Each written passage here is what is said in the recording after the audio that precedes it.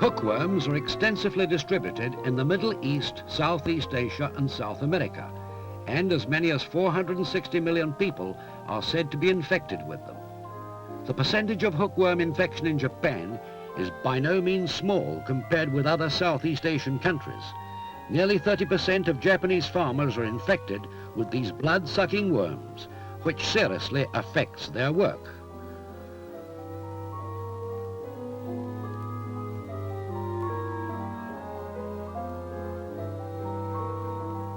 Infection is chiefly brought by the larvae of the hookworm, which infest the moist surface of farm soil or lurk in vegetables.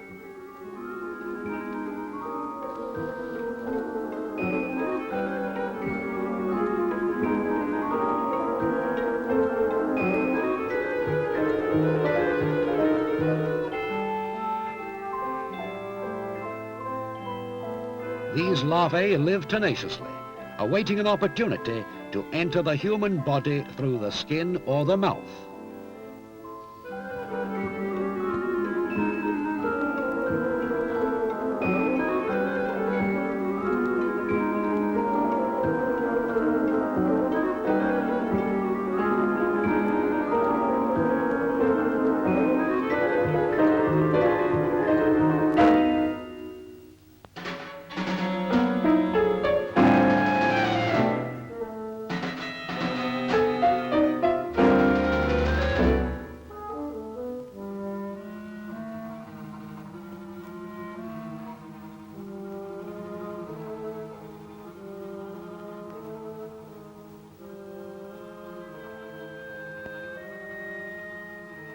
These are adult hookworms which parasitize the human intestines.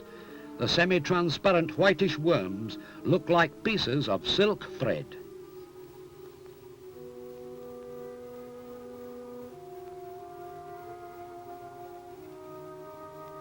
This is a female.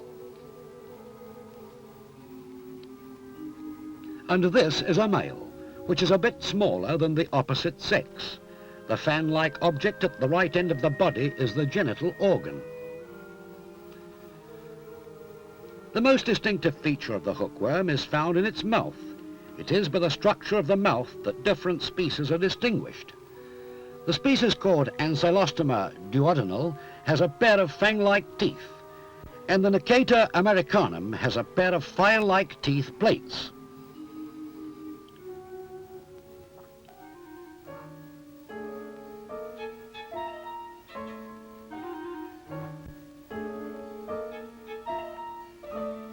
With these sharp teeth, the hookworm attaches itself to the wall of the small intestines deep among the villi and greedily sucks the blood rich with nutrients.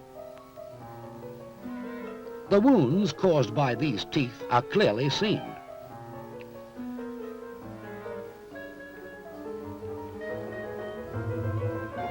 The worm's biting power is quite strong. It wouldn't let go even when caught and pulled with a pincet.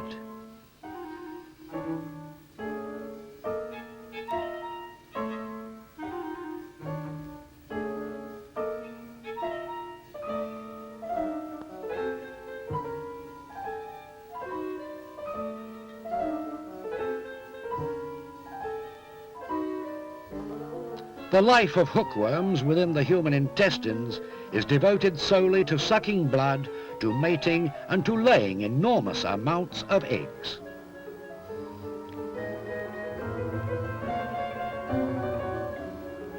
Three-quarters of the body of the female is made up of the ovary and uterus.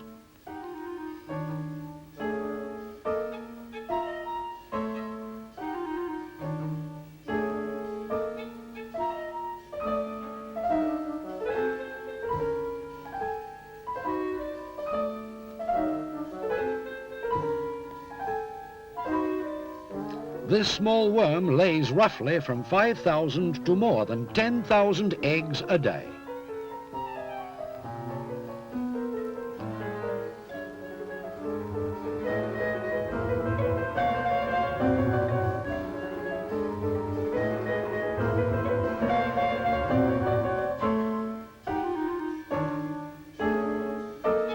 The eggs are discharged with excretions and begin their lives in a natural environment. The study of the hookworm begins with the cultivation of the eggs passed out of the human body with the feces. Eggs in the laboratory keep on growing just as vigorously as long as they are given the same degree of moisture and temperature as in their natural surroundings.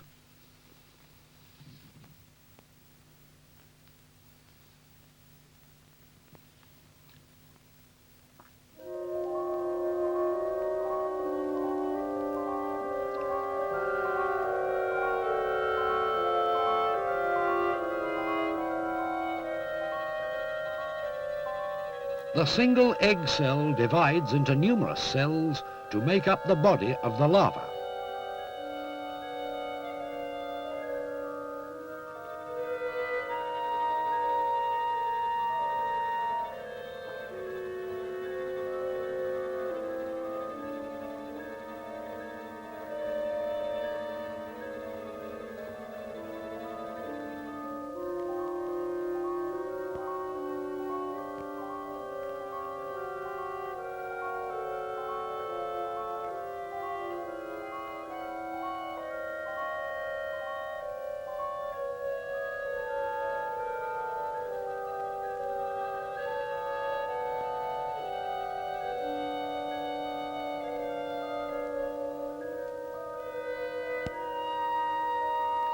Let us observe through the microscope how this is accomplished. The egg cell splits into two tiny cells in 20 to 30 minutes. These split into twos, and so on.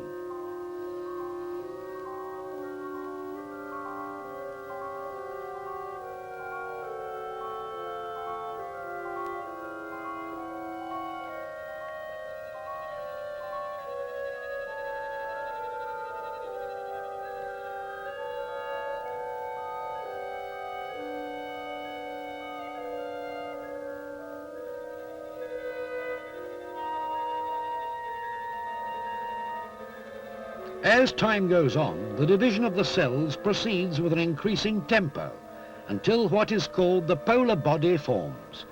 This is faintly visible now and again at each extremity of the egg.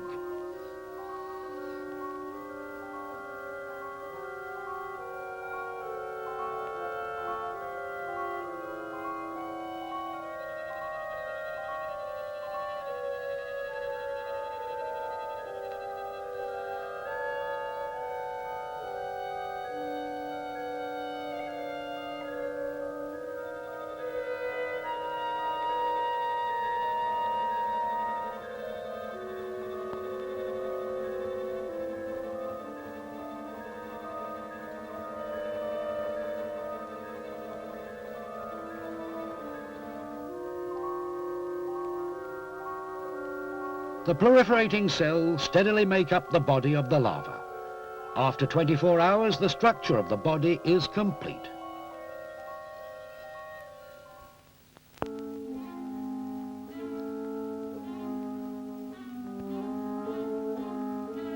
Then the larva starts the movement to seek a vent through the eggshell. This appears to be a time-consuming job.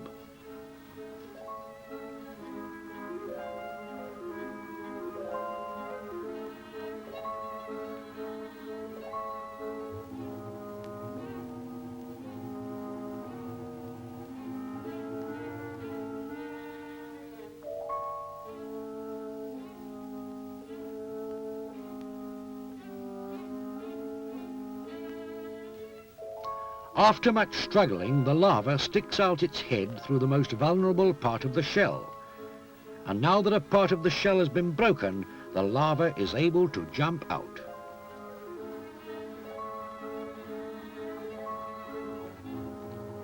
It took the hookworm about 36 hours to be hatched.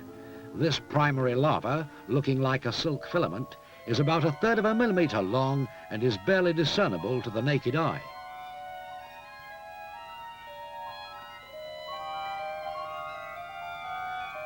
The larva has an alimentary canal, and vigorously consumes nutrients from the surrounding objects with its mouth.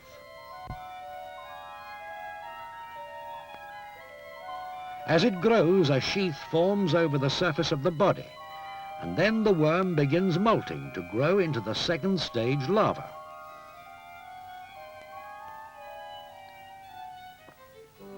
First, it casts off the hat-like transparent sheath over its head.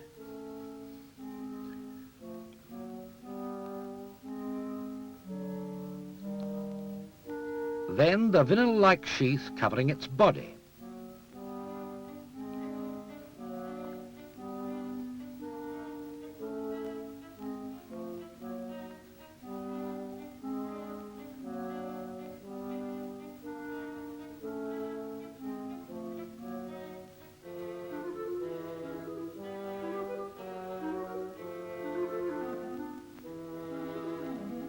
Within 3 to 5 days after hatching, these second stage larvae, which have finished molting, come down to the moist part of the culture dish.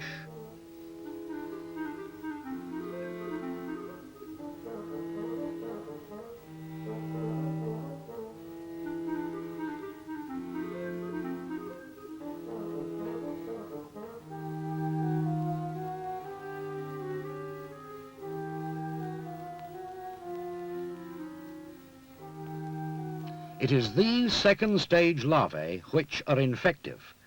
They lurk in the soil or in vegetables, seeking an opportunity to invade the human body. These infective larvae are about 0.5 millimeter long and are still barely discernible to the naked eye.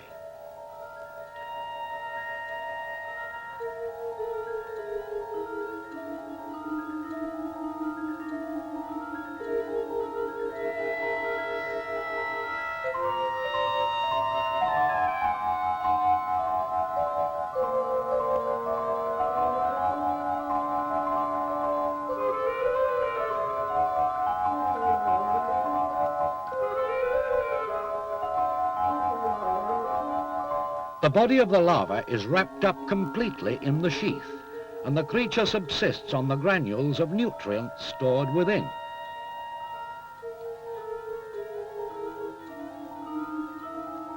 It can survive only on water for more than 1 month without consuming any nutrients from the outside.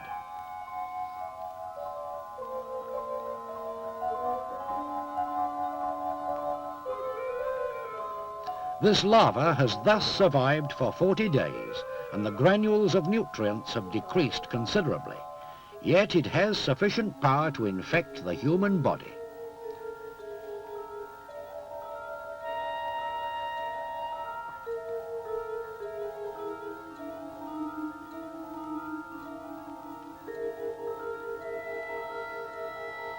Not much is known as to the functions of the sheath.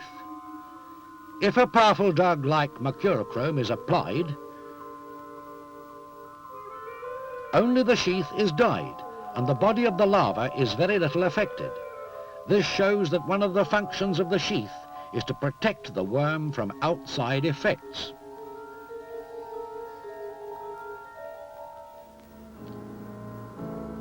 Strong as it is, that the infective larva is quite vulnerable to cold and dryness. Let's see what will happen if these larvae are gradually dried on a glass plate.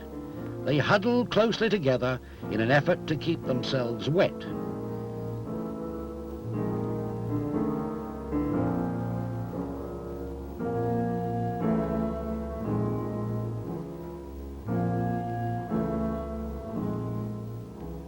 But in 30 minutes or so, all of them died.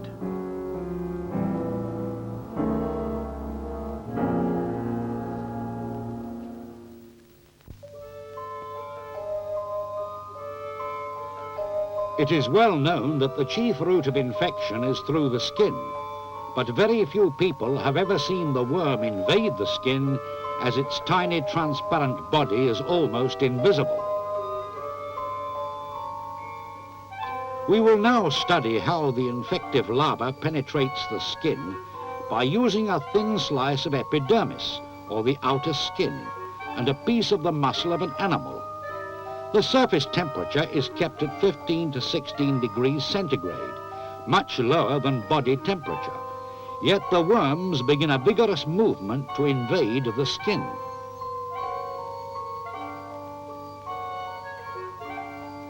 They seek a spot easy to penetrate, and those who have found it begin burrowing.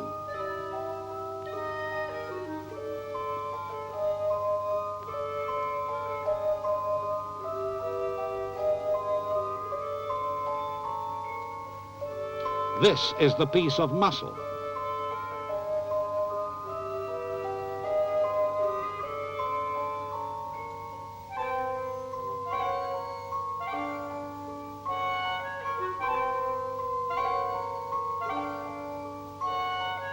Here the worms are invading the slice of epidermis.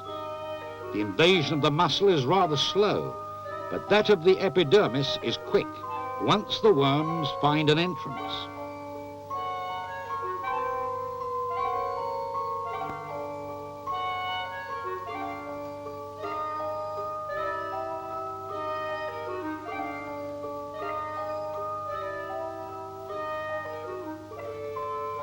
Some of the worms, like this one, were observed molting as they entered.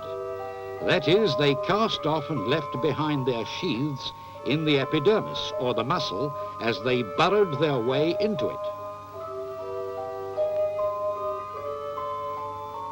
This shows that the larvae molt for the second time when they leave their natural surroundings and enter the human body.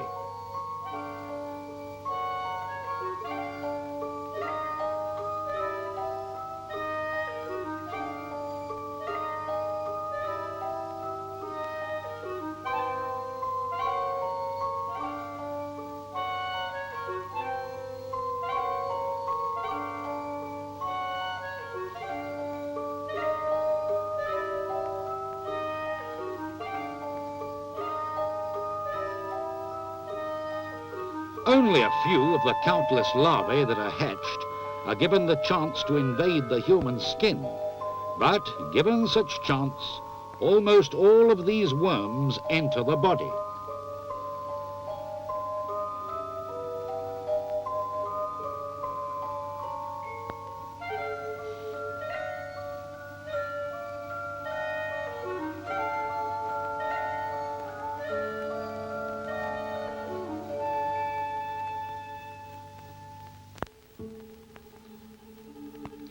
The invasion of the larva leaves a red eruption on the skin.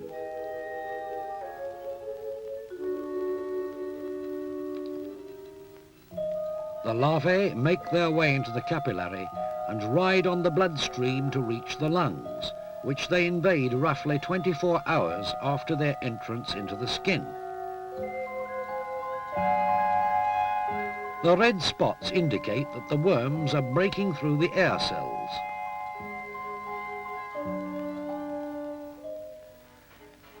This is a worm taken out of the lung 2 days after the invasion. Its movement is quite brisk, and its shape has changed from that of the infective larva.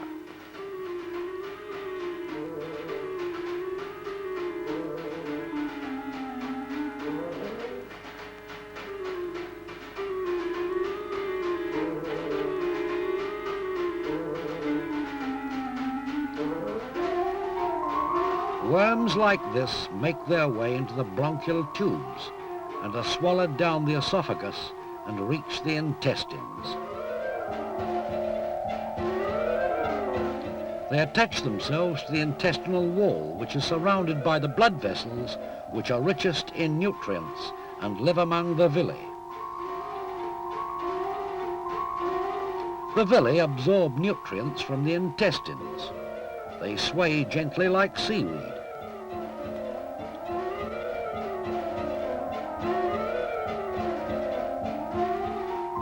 A place like this, filled with nutritious elements, becomes the home of the avaricious blood-sucking parasites.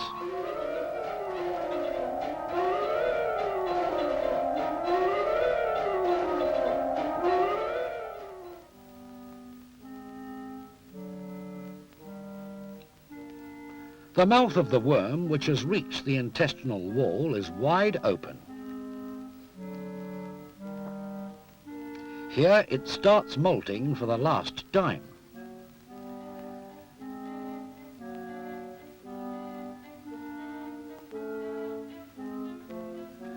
The sheath is broken around the head, and the worm slips out of it through the hole.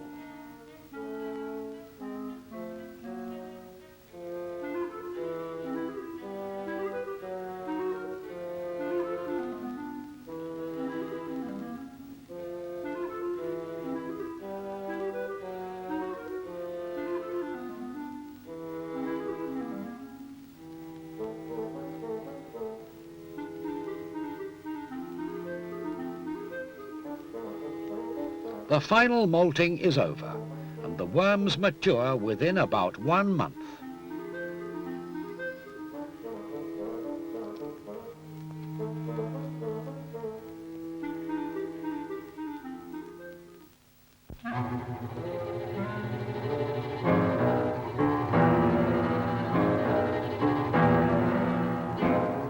The life of the adult worm is devoted solely to the voracious sucking of the blood and to the laying of eggs.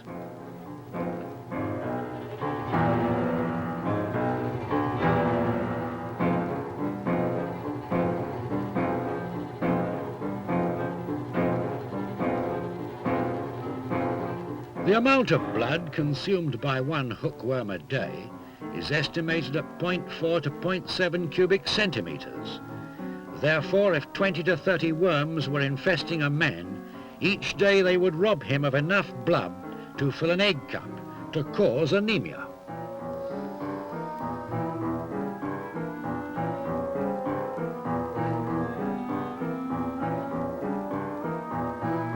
Besides, the hookworm makes lavish use of the blood consumed, as it assimilates only such nutrients which are dissolved in the blood, and most of the other ingredients, such as blood corpuscles, merely pass through the worm's body.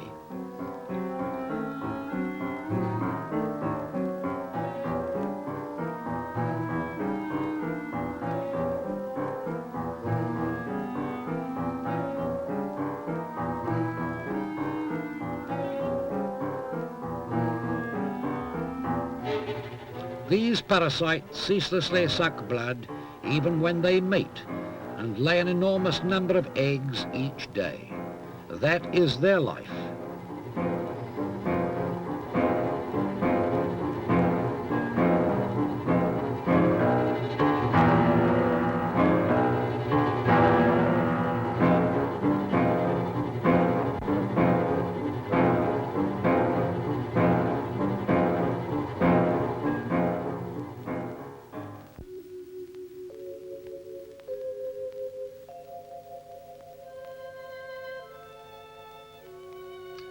Recent developments in the in vitro culture of hookworms in the laboratory and outside the vital organism has made it possible to keep adult worms alive in test tubes, to observe their physiological phenomena and to conduct various experiments.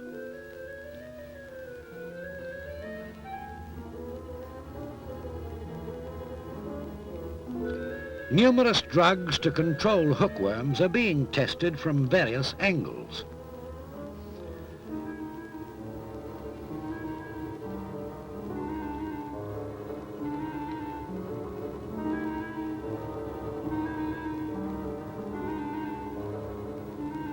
Hookworms are infesting more than 15% of the world's population, sucking their blood, robbing them of their vitality, and inflicting tremendous damage.